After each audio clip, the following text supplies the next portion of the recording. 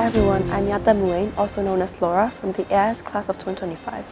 This fall, I will be attending Erasmus University Rotterdam in the Netherlands, where I will be majoring in pre-medicine. Erasmus University Rotterdam, or EUR, is a research university located in the city of Rotterdam. They're well known for their strong programs in economics, social sciences, and medicine.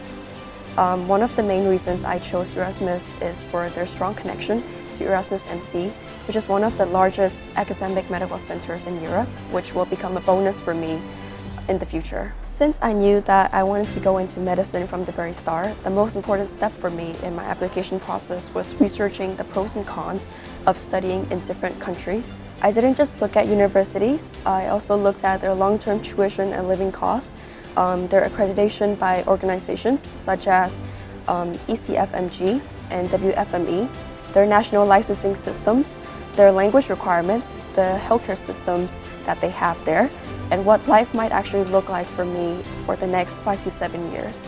Eventually, I decided to apply to European universities in countries such as Ireland, the Netherlands, Italy, Cyprus, and more. I was accepted to University College Dublin, Erasmus University Rotterdam, Maastricht University, University of Nicosia in Cyprus, Humanitas University, Cattolica del Sacro, and a few other universities in the US with scholarships. As for my academic background, I had a GPA of 4.15 and I took a total of 10 AP classes at school.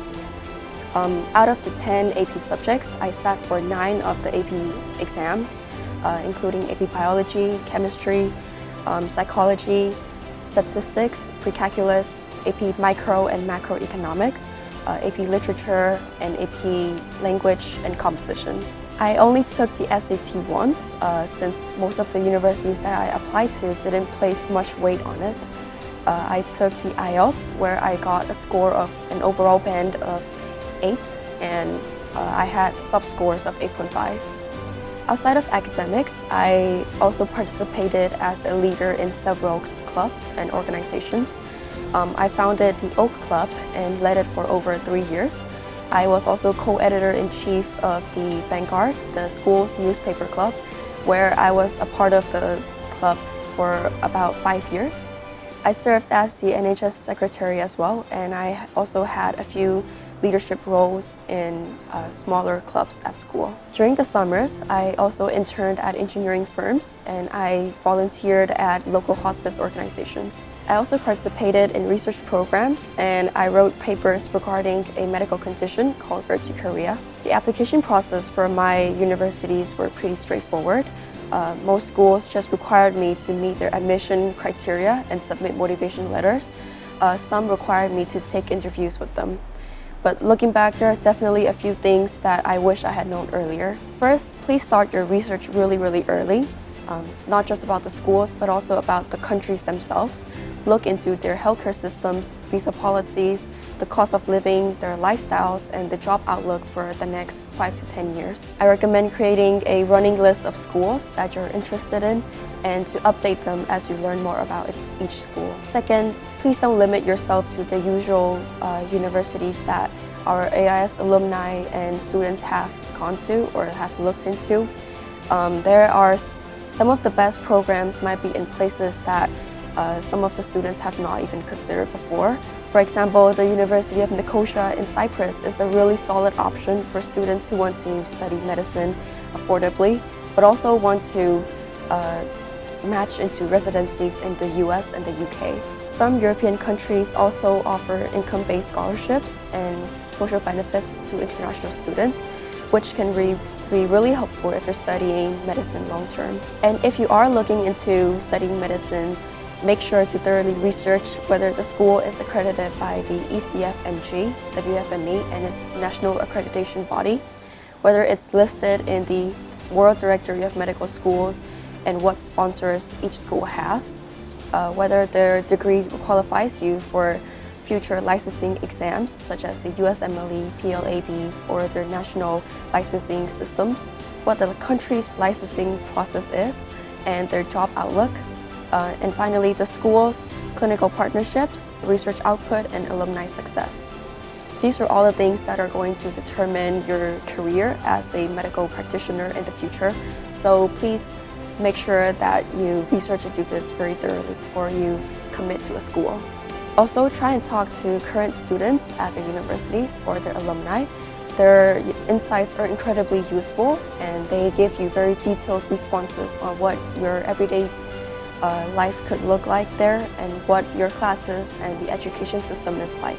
For standardized tests like the IELTS, my biggest advice is to just get familiar with the testing structure. Use free online practice tests to get used to the timing and types of questions that might show up in the exams. And when it comes to recommendation letters, please make sure to ask your teachers early on and get them downloaded or saved in your devices if your advisors are okay with that. It makes the application process a lot easier and faster in the future. Try to treat your AP classes like you would do your regular classes. Just keep up with the materials and study regularly and you should be okay with it.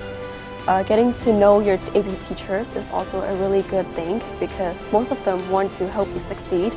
So it's really good to talk to them about what you're struggling with or what you're particularly interested in, and they will be more than happy to help you out. When it comes to extracurriculars, don't stretch yourself too thin. You don't need to do everything, just have a few clubs that you really enjoy and try to get involved deeply in each of them. It's way more meaningful to talk about 2 or 3 activities that you really put your focus on instead of having 10 or 20 clubs that you didn't really connect with. Also, don't be afraid to explore international programs or online research programs. Some of the most rewarding things that I did came from those experiences, and they helped me build connections with people all over the world, which I think a lot of us can benefit from. And finally, if you're still exploring what you want to do, please try to get hands-on experience outside. Volunteering, shadowing, or doing internships are really helpful, especially in your local community, because these can help you get a sense of what these careers actually are like. This is especially important in Europe, where changing majors can be incredibly expensive and difficult. Lastly, I would like to say, if you're interested in a program or a school, just apply. You never know what might happen, and you might even stand out in ways that you don't realize to the admission office. So don't be afraid to apply to every school or program that you find interesting. That's all for me. I hope that you find something you love doing and that things go your way. Good luck with everything, and thank you.